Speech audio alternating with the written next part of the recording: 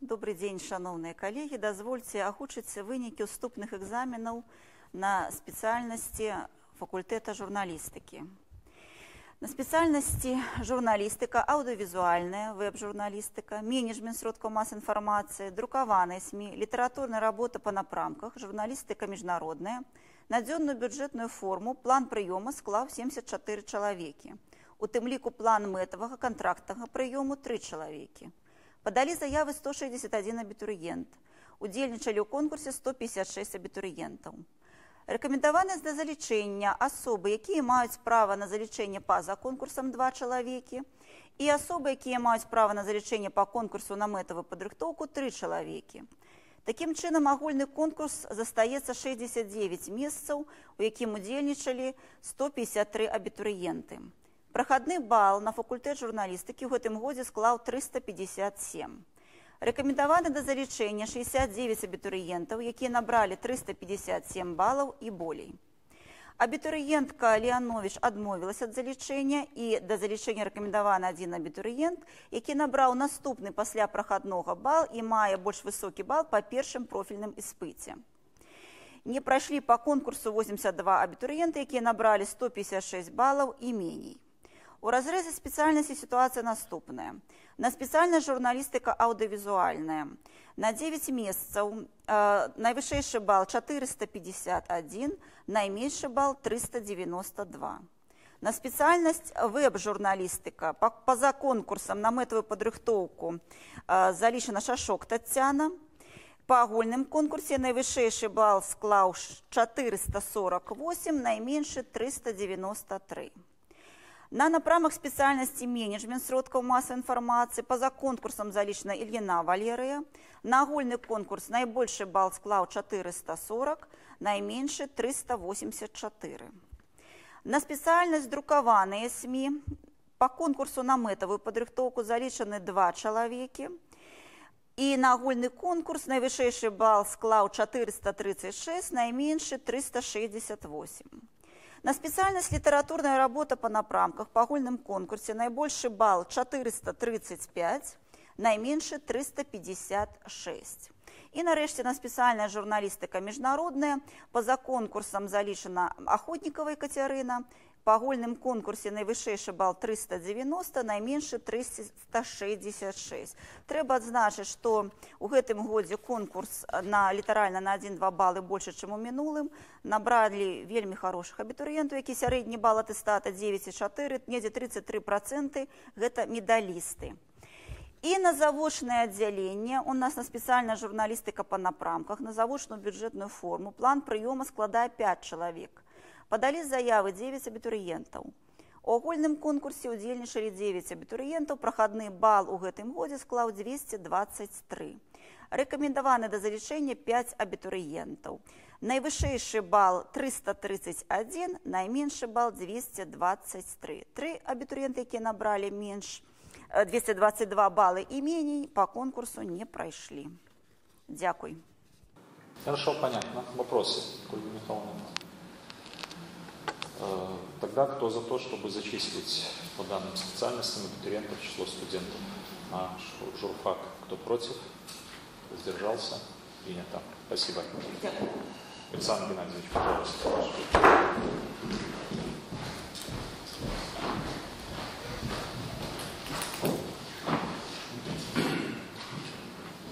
Уважаемый Андрей Дмитриевич, уважаемые коллеги, разрешите доложить о результатах вступительных экзаменов и зачисления абитуриентов по 4 специальностям исторического факультета. Это документоведение по направлениям, архивоведение, история по направлениям, музейное дело и охрана историко-культурного наследия по направлениям. На дневную бюджетную форму обучения. План приема у нас общий конкурс. План приема составил 87 человек, в том числе план целевого контрактного приема 8 человек. Подали заявление 139 абитуриентов, участвовали в конкурсе 120 абитуриентов. Рекомендованы к зачислению лица, которые имеют право на зачисление без экзаменов. Это победители Республиканской олимпиады по истории, это 9 человек. Лица, которые имеют право на зачисление вне конкурса, это 5 человек. И лица, которые имеют право на зачисление по конкурсу на целевую подготовку, 8 человек.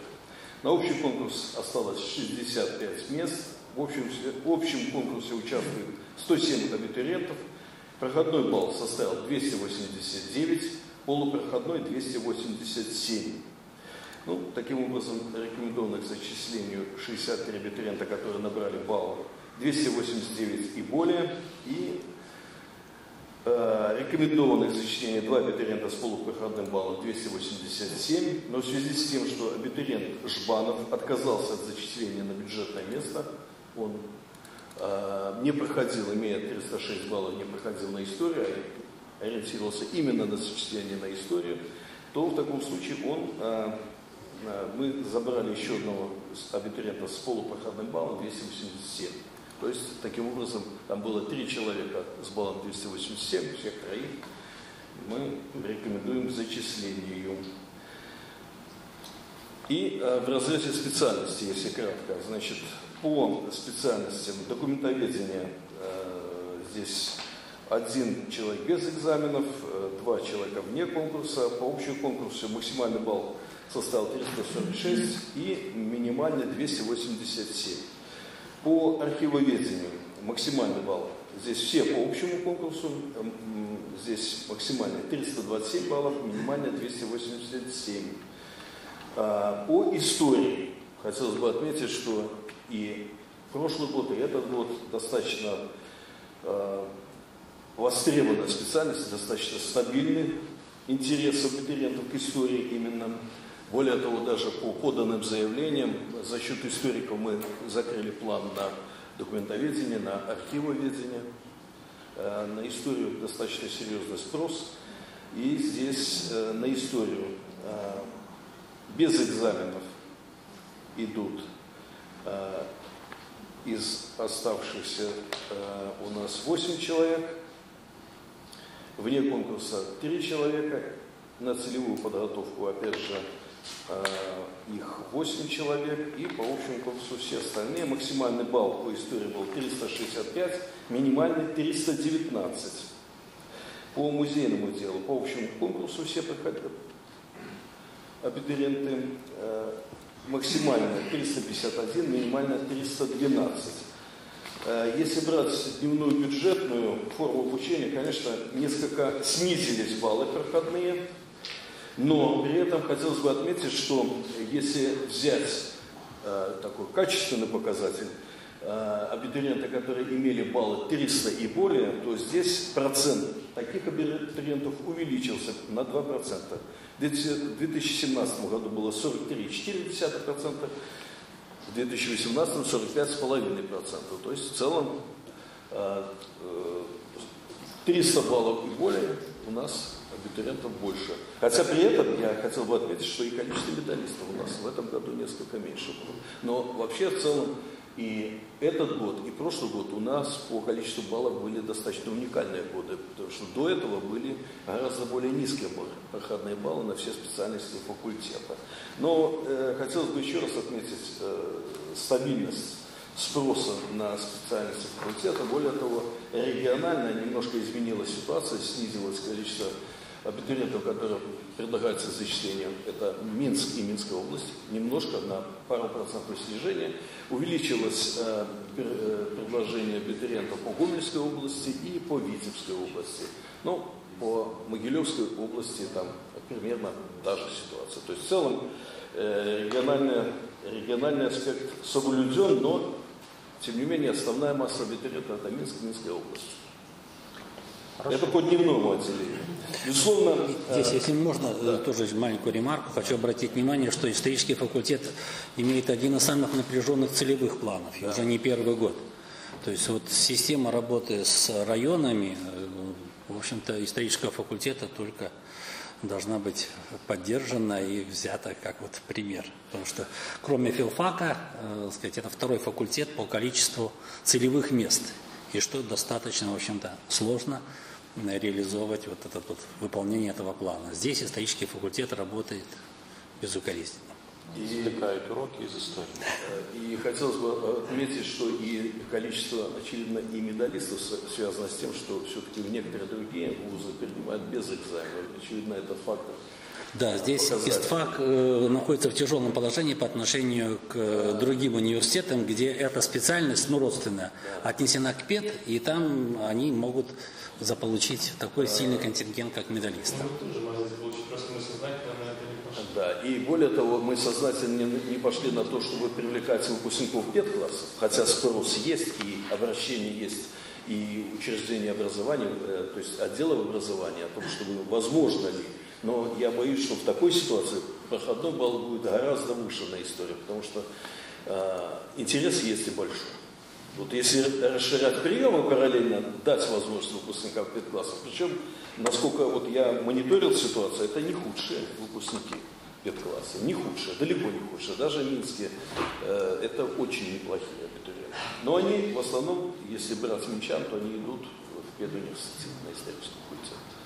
Хорошо, Александр Иванович, а вот это мы сейчас анализируем ситуацию на входе за 2 года, а что касается распределения, были ли сложности? Андрей Дмитриевич, распределение 100%, но если признаться, то мы были опять же в неравном положении. Надо говорить откровенно, педуниверситету под всех выпускников бюджетной формы обучения Министерство образования дало планы распределения, нам Министерство не выделило ни одного места. При этом мы, переработав с отделом управления и комитетом образования, Минрасполкома, и управлением образования Миноблсполкома, мы работали со всеми и 100%. И это и школы, но не только школы. Но в целом, это если брать историю, спрос есть. Причем, скажем, сталкивался с фактами неспортивного подхода к нашим выпускникам, когда откровенно говорили, мы заинтересованы с вами в сотрудничестве, но тем не менее мы отдаем места, например, педуниверситету. Я не буду говорить о причинах, это вопрос отдельного рассмотрения, но тем не менее мы будем и дальше в сотрудничестве по факту продвигать своих выпускников. Понятно. Хорошо, спасибо. 100%. Поэтому спрос на наших специалистов есть. Понятно.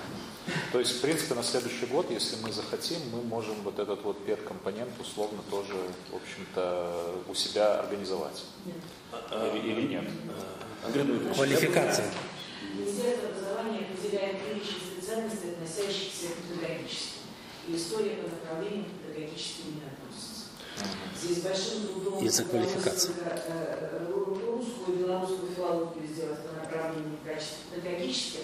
И одна из причин состоит в том, что у нас даже в направлениях нет слова педагогическое. У нас есть история, международные отношения, история, в скобочках археология, история, всеобщая история и так далее. Поэтому здесь именно этим объяснялось. Можно, конечно, еще раз направить письмо в Минобр с просьбой отнести нашу специальность педагогическую. Но именно этим объясняется отсутствие. Я бы... Тут надо будет отдельно рассматривать ситуацию, потому что если мы такое примем решение, то наплыв на историю будет еще больше. То есть и мест для зачисления для конкурса будет, я полагаю, конкуренция возрастет. И очень сильно возрастет. Это да, надо обсуждать отдельно. Это надо отдельно обсуждать, и это и в том числе и по вопросам приема. Потому что 2 года есть показатель, мы его проанализируем, и предложение при формировании нового плана приема мы будем вносить, но уже как будет принято, уже зависит от руководства кадров. То есть, мы подождем еще, как будет зачисление на платную форму обучения. Потому что есть и желающие на платную форму обучения, но я хотел бы отметить, что есть достаточно большой спрос именно, в первую очередь, на историю, второе, и даже по проходным баллам, это музейное дело, но, очевидно, здесь имеет интерес даже не столько туризм, среди абитуриентов и этого года, даже во время собеседования, был большой интерес заявлен к тем специальностям, которые дают право преподавания. У нас это 3 специальности, документоведение не дает, если не брать среди специальные и высшие учебные заведения. И культурное наследие и туризм, если брать как направление подготовки, которое параллельно интересно, в том числе для экспорта образовательных услуг интересно, но оно не дает права преподавания. Но мы будем пытаться развивать за счет, в том числе, расширения, привлечения зарубежных. учащихся. Хорошо, спасибо. Еще вопросы? Это по бюджету. Дневной бюджетный. Еще у вас? Заочное и сокращенное. Ну, давайте тогда хорошо по всем вместе проголосуем. Значит, по результатам вступительных экзаменов на заочный бюджет форму обучения подали заявление 20 абитуриентов, участвуют в конкурсе 20 абитуриентов. Общий значит, план приема 16 человек. На общий конкурс 16 мест. И проходной балл составил 151. И рекомендованные 16 абитуриентов, которые набрали 151 балл и более. И не прошедшие по конкурсу 4 абитуриента, которые набрали 147 баллов и менее. И это только по одной специальности остались за бортом абитуриента. Это по специальности музейное дело, охрана историко-культурного наследия. Там по конкурсу 4 бюджетных места подало 8 человек. По остальным получилось так, что мы 1 к 1 закрыли бюджет. И по сокращенной форме обучения, которой в прошлом году у нас была проблема, мы несколько не добирали первоначально, но в этом году... Нет, мы добирали, но просто в процессе вступительного экзамена, да, не выдержали, не все выдержали вступительные испытания. В этом году мы провели достаточно эффективную работу со средними специальными учебными заведениями. И был достаточно высокий конкурс, сравнительно большой конкурс. Значит, подали заявление 28 абитуриентов, участвуют в конкурсе 24 абитуриента. На зачисление вне конкурса имели право 1 абитуриент. Значит, план приема составлял 12 человек. Вне конкурса 1, на общий конкурс 11 мест. И участвовали 27 абитуриентов. Проходной балл составил 151 балл, так же, как и на заочном. 151 балл. И предлагаем зачислить 12 абитуриентов, которые набрали 151 и балл и более, и не прошедшие 149 баллов и менее. И это у нас получается 12 человек. То есть есть надежда и выполнить план. Платно, да. И надо отметить, что здесь из 3 оценок балл, Да. в отличие Да. от чисто заочных, где из 4. Так что... 2 экзамена сдавали. Вопросы? Если нет, то кто за то, чтобы зачислить абитуриентов по данным формам обучения на исторический факультет? Кто против? Воздержался? Спасибо, Александр Владимирович. Так, дальше у нас... Юридический факультет.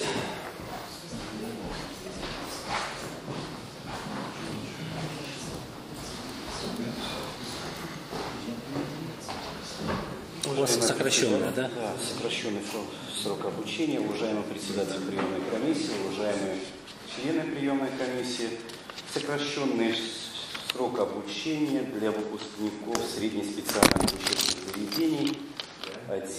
Дневная бюджетная форма, 10 бюджетных мест, участвовало в конкурсе 72 человека. 72 человека. Предлагаем к зачислению абитуриентов, которые набрали, да, также из трех дисциплин, вернее, из 2 дисциплин и среднего балла по диплому, 226, 254 балла. Ну и хочу сказать, что в целом, вот если проанализировать, достаточно высокая степень объективности, потому что из первых 10 мест 9 это выпускники с отличием, только 1 без диплома с отличием прошел сюда. И у нас еще остается 62 человека, которые могут претендовать на платную форму обучения. Заочная форма обучения для также сокращенный срок обучения для выпускников среднеспециальных учебных заведений. У нас на заочную форму 30 мест участвовало в конкурсе, сдавали экзамены, участвовали в конкурсе 160 абитуриентов. Мы предлагаем зачисление абитуриенты, которые набрали 210 и более баллов, и 3 абитуриента полупроходной балл 208.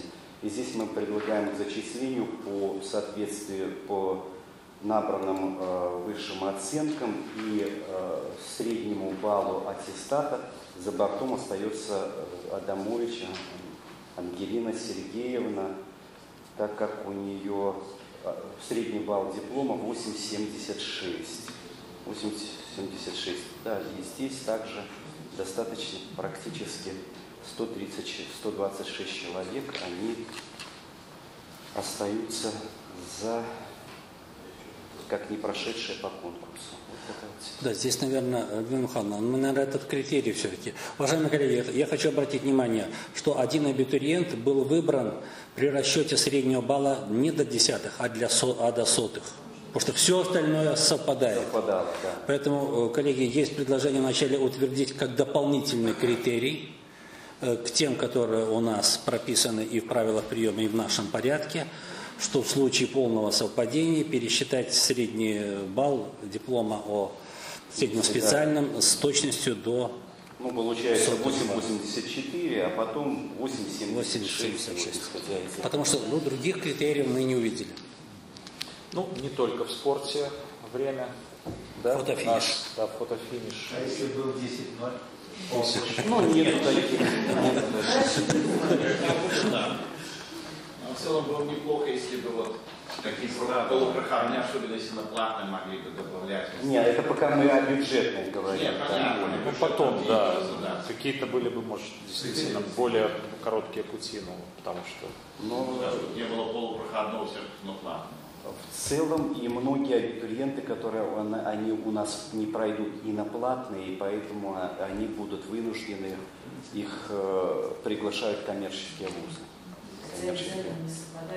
Они уже нашли механизмы, уже все, и Витебск где-то звонил, и все остальные. То есть они А что за механизм, если... Они считают, что наши экзамены прошли объективно.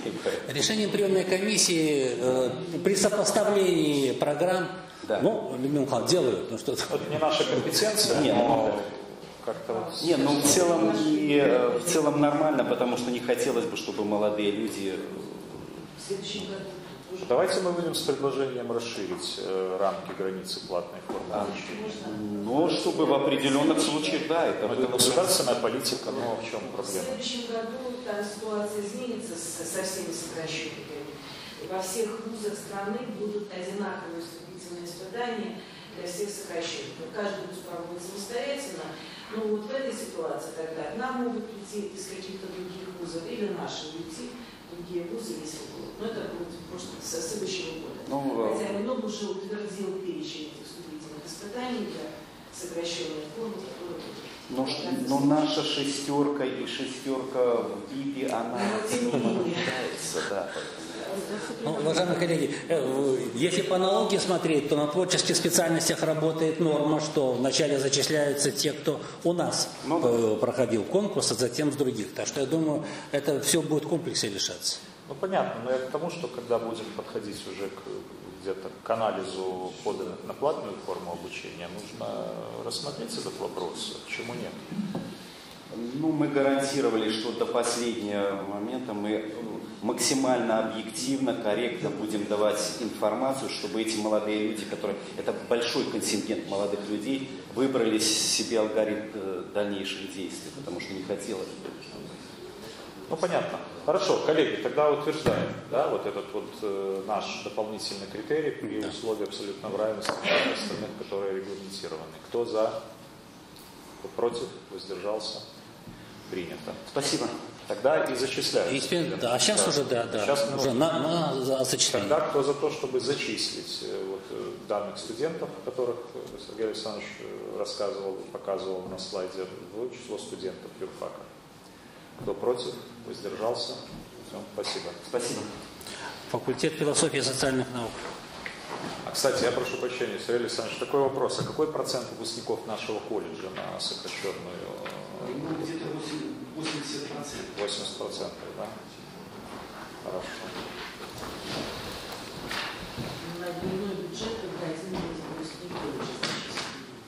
Нет, я имею в виду, подавали документы. Да. А зачислено только один выпускник. А где не выпускник? Да, Так, пожалуйста. Уважаемый Андрей Дмитриевич, уважаемые коллеги, мы впервые у нас на факультете проводим набор по сокращенной форме обучения на заочную предметную форму. У нас в основном медики, они сдавали основы психологии, основы медицинских знаний.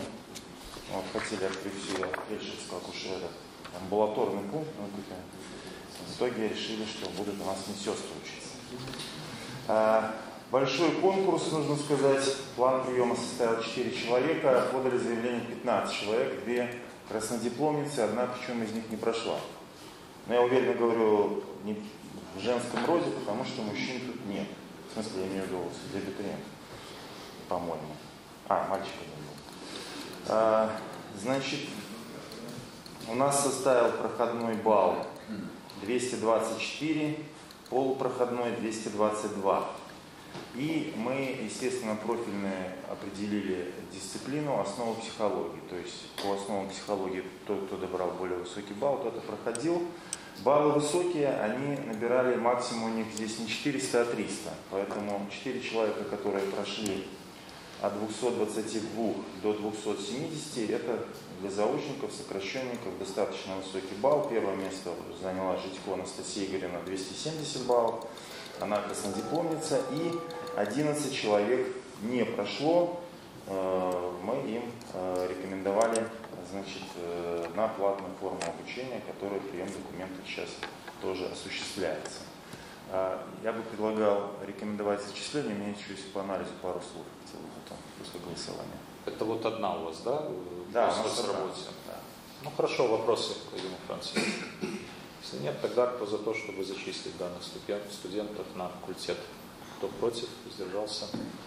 И я бы вот по анализу, учитывая выступление Александра Геннадьевича, я смотрю, что у нас по дисциплинам этим, вот история, политология, социология, философия в этом году ниже баллов.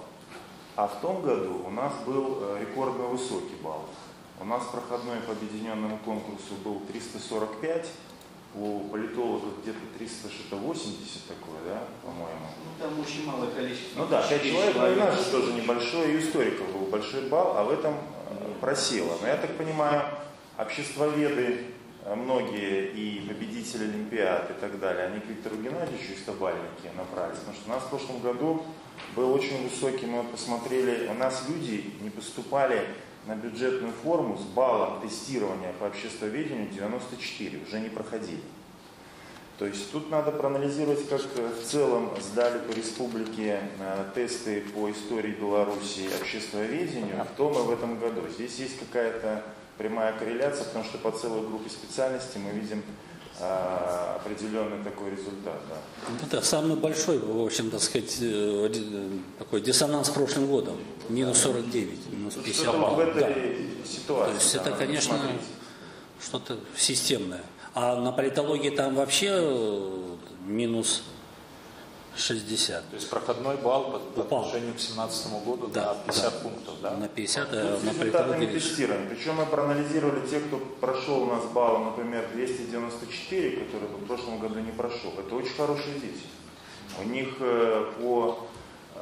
там и рекомендации, и дипломы, и средний балл там 9,5 по аттестату. То есть это что-то вот на тестировании произошло такое. Надо посмотреть внимательно. И стубальников, по-моему, по обществоведению в этом году гораздо меньше. В том году и у нас стубальники поступали, в этом году одна. Может, куда-то в России, гуманитарные, да, есть какая-то вот системная ситуация.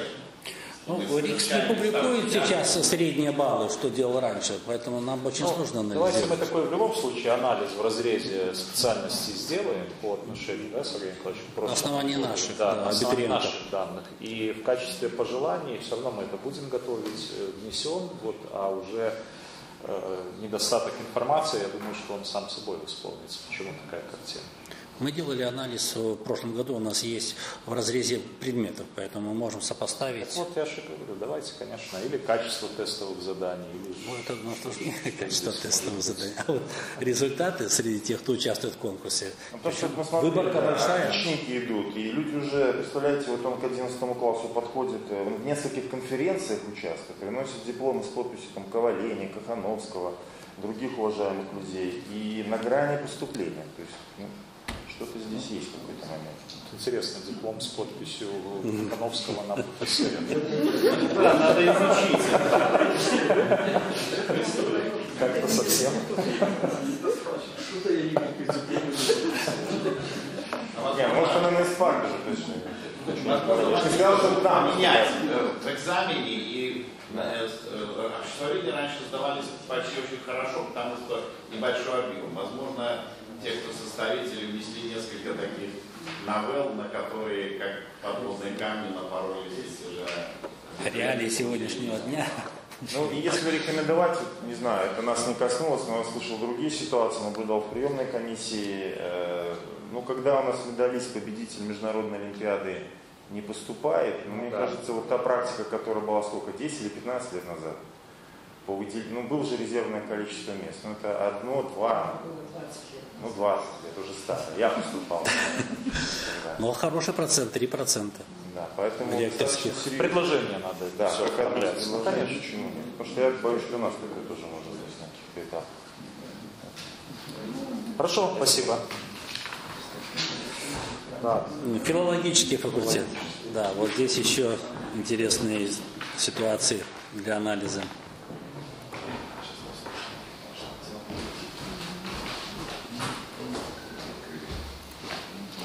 Русская филология, да? Да. Уважаемый Андрей Дмитриевич, уважаемые коллеги, как Вячеслав Михайлович сказал, самой проблемной и сложной у нас оказалась русская филология в этом году. В значительной мере из-за того, что половину мест заняли целевики и абитуриенты по межгосударственному договору.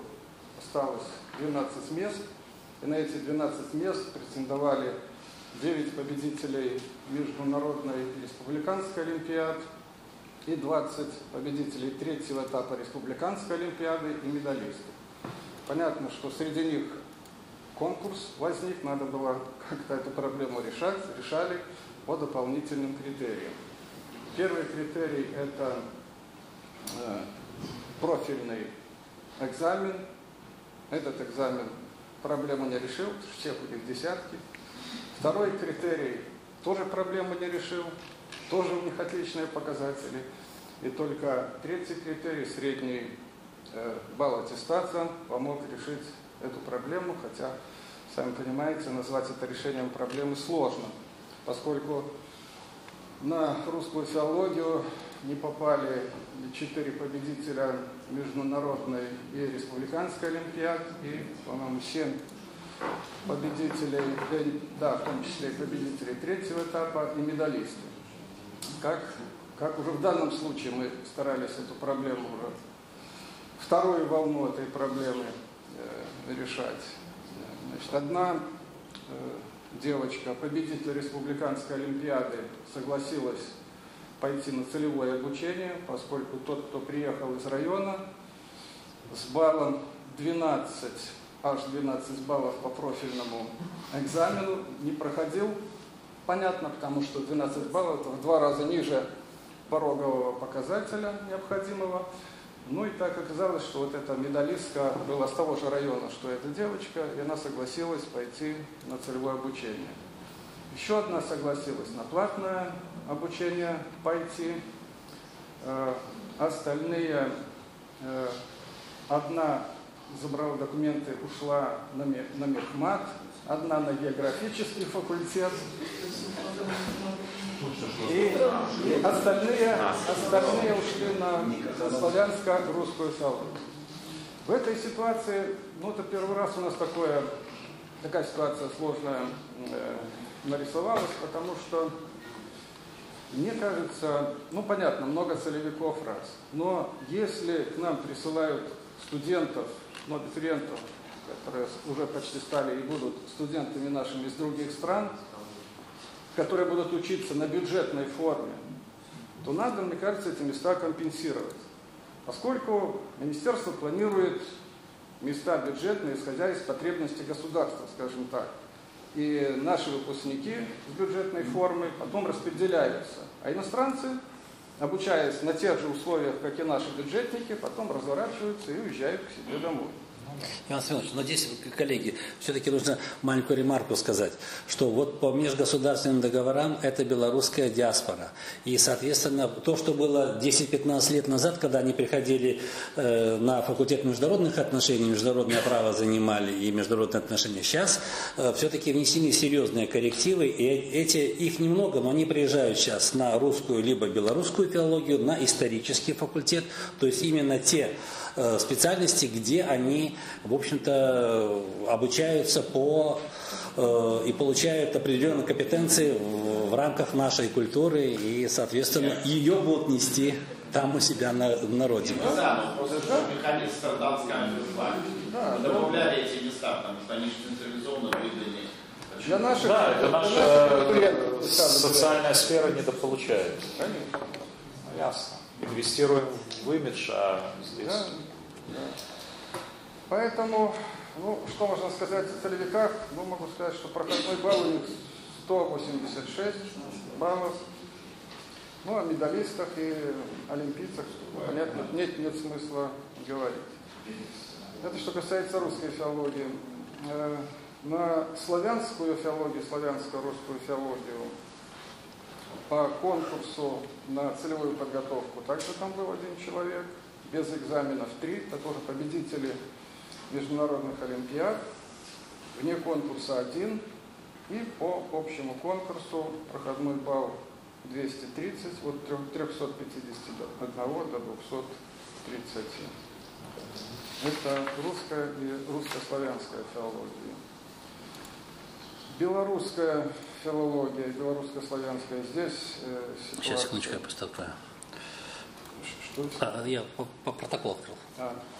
Все, пожалуйста. Угу. На белорусскую филологию по конкурсу на целевую подготовку 3 человека, без экзаменов 13, это победители олимпиад, медалисты, и по общему конкурсу 6 человек с проходным баллом 302.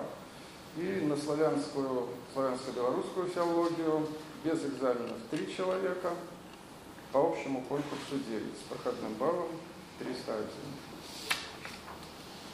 Это бюджетная форма стационар и сокращенная форма. У нас было 5 мест на русскую филологию и 5 мест на белорусскую. Поступило заявлений немножко больше. На русскую филологию 1 человек медалист, то есть без экзаменов, и 4 человека по конкурсу с проходным баллом 207. И это на белорусскую филологию. На русскую та же картина, 1 человек без экзаменов, золотая медаль, и по общему конкурсу 4 человека, 202 проходной балл. Все. Хорошо, вопросы, Иван Семенович? По-моему, все понятно. Кто за то, чтобы утвердить и зачислить в число студентов данных абитуриентов? Кто против? Воздержался? Принято. Хорошо, спасибо, Иван Семенович. Предложение подготовлено. Факультет социокультурных коммуникаций. Обширное зачисление сегодня.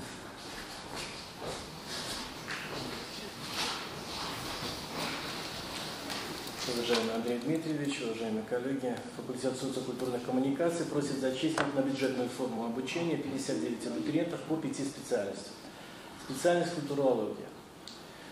План приема составляет 16 человек, участвовали в конкурсе 33 абитуриента, проходной балл составил 292, в прошлом году 339.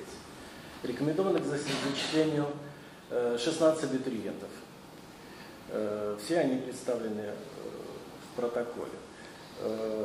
Как показали результаты собеседования на специальности культурология, традиционно сильные и мотивированные студенты. 13 из них, как видим, имеют балл 300 и выше.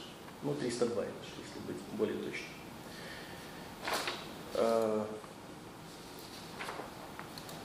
Специальность современные иностранные языки, направление перевод и преподавание.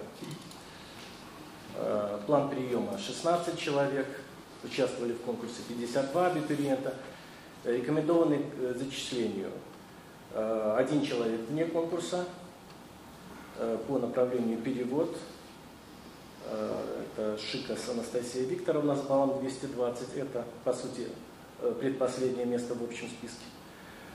И 1 человек на целевую подготовку по направлению преподавания. Купречик Валерия Валерьевна, это последнее место в общем списке, если мы смотрим общий список. На общий конкурс составится 14 мест, итого проходной балл составил 337. 330 в прошлом году.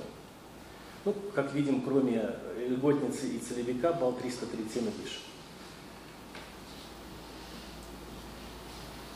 Так, следующая специальность. Прикладная информатика. Направление веб-программирования и компьютерного дизайна. План приема 15 человек. Участвовали в конкурсе 17 абитуриентов. Проходной балл 331. В прошлом году 322. Качественный состав мы видим, это абитуриенты, набравшие выше 300 баллов, 331 и выше.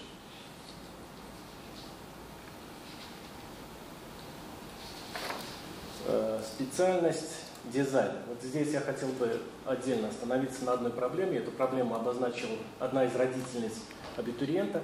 Она позвонила и задала вопрос, почему у нас так мало бюджетных мест на эту специальность, в отличие от Витебского государственного технологического университета. Мы смотрим план приема Витебска и видим дизайн коммуникативный.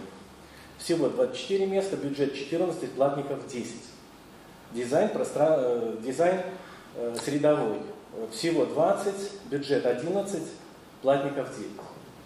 Итого 25 бюджетных мест. У нас, учитывая полную форму обучения, полный срок обучения и сокращенный срок обучения, всего 8. Возникает логичный вопрос. Почему там 25, а у нас 8? Я поддерживаю вопрос. Ну, может быть, у нас акцент смещен в сторону платников, потому что у нас 100 на средовой дизайн и на коммуникативный дизайн, а у них всего 19. Но, коллеги, есть еще один момент. У них есть еще дизайн костюма и тканей. Там 23 человека, соответственно, бюджет 18 и платников 5. Андрей Дмитриевич, есть вопрос, возможно, министерство... Давайте внесем, тем более это было предложение, скажем так, со стороны абитуриентской среды. Витебский это же школа. Это мировая школа, не надо сокращать. Или мы сокращать, увеличить у нас количество бюджетных.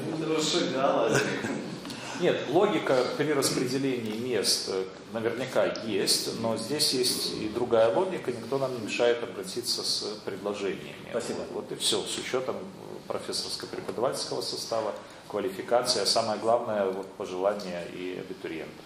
Спасибо. Итак, дизайн предметно-пространственной среды, сокращенный срок обучения. План приема 2 человека, участвовали в конкурсе 18 абитуриентов, проходной балл составляет 263. В прошлом году 248. Но рекомендовано зачисление 2 абитуриента. Все абитуриенты зачисляются по общему конкурсу. Все они отражены в протоколе.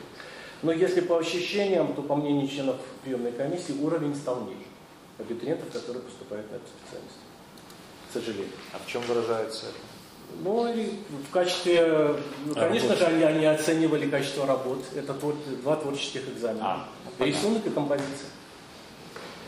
Но этого мы не ощутили, кстати, на сокращенной форме обучения по 2 направлениям, но ощутили на полной. Понятно. Там, где у нас полный срок. Дизайн предметно-пространственной среды, сокращенный срок обучения только что был. Дизайн предметно-пространственной среды, полный срок обучения. План приема 2 человека, участвует в конкурсе 40 абитуриентов, рекомендованный к зачислению. 1 человек вне конкурса, это Гладышева Александра Николаевна с баллом 217, и 1 человек по общему конкурсу, Сабирова Лолита Сергеевна с баллом 241. Итого проходной балл 241, в прошлом году балл составил 248. Дизайн коммуникативный, сокращенный срок обучения. План приема 2 человека, участвует в конкурсе 14 абитуриентов, рекомендовано к зачислению 1 человек вне конкурса, это также сирота, пункт 26.1, Руденко Станислав Валерьевич, и 1 человек по общему конкурсу, Занимовец Анастасия Григорьевна с проходным баллом 294. В прошлом году проходной балл составлял 248 на эту специальность. Дизайн коммуникативный, полный срок обучения. План приема 2 человека, участвует в конкурсе 59 абитуриентов. Проходной балл составил 263. 280, соответственно, в прошлом году. Рекомендовано к зачислению 2 абитуриента. Все они зачисляются по общему конкурсу. Так, это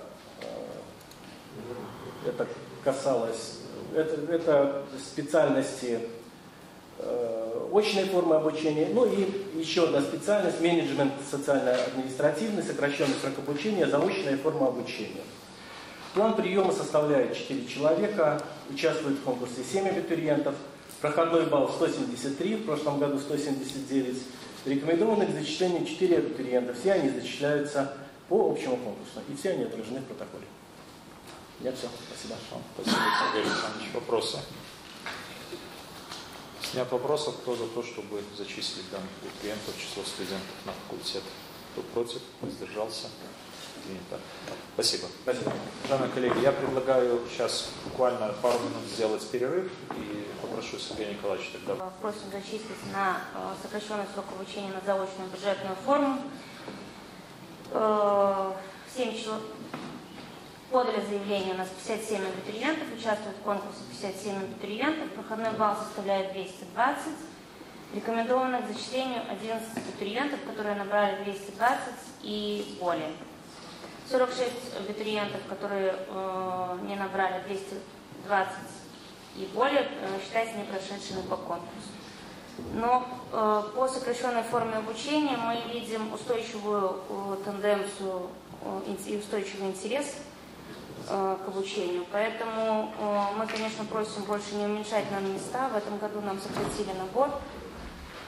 И также, когда 3 года назад мы отказывались от второго высшего в пользу в то время ИБМТ, мы говорили о том, что мы бы хотели, чтобы по специальности менеджмент и по специальности финансы и кредит все-таки сокращенная заочная форма была сконцентрирована на одном факультете. Вот как бы мы хотим и просим вернуться к рассмотрению этого вопроса, потому что в остальных подразделениях университета сокращенная форма обучения по специальности менеджмент, также группа очень малочисленная. Хорошо. Переходим к зачислению? Да. Так, кто за то, чтобы зачислить указанных абитуриентов в число студентов экономического факультета? Кто за? Против? Воздержались? Спасибо. Механико-математический факультет. Девочка, пожалуйста.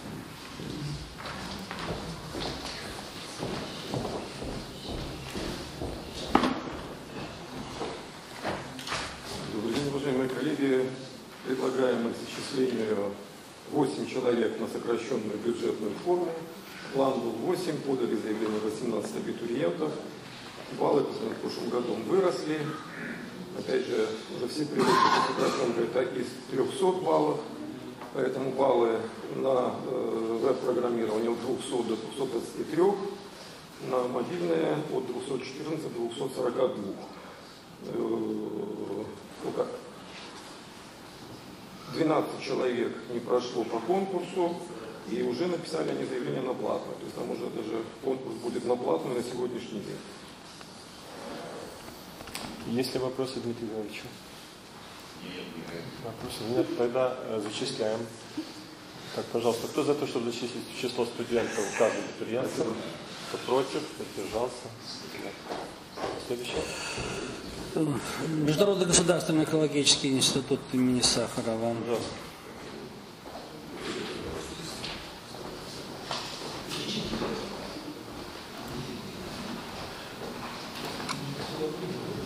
Уважаемые коллеги, Международный государственный экологический институт имени Сахарова просит рекомендовать к зачислению абитуриентов по следующим специальностям сокращенной формы получения образования. Первая специальность – медицинская экология. План приема составлял 5 человек, подано заявление 62 человека участвуют в конкурсе, 50 абитуриентов, то есть у нас на этой специальности 12 человек на место. В ходе проведенных вступительных испытаний просим рекомендовать зачислению следующих абитуриентов, которые набрали 242 балла и более. Это 4 человека и плюс 1 человек по пункту 26.1 среда.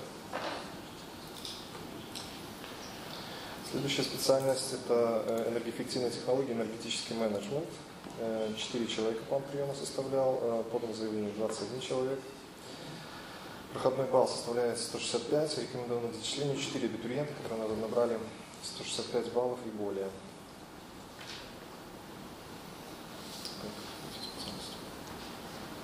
Все, да? Вопросы, если...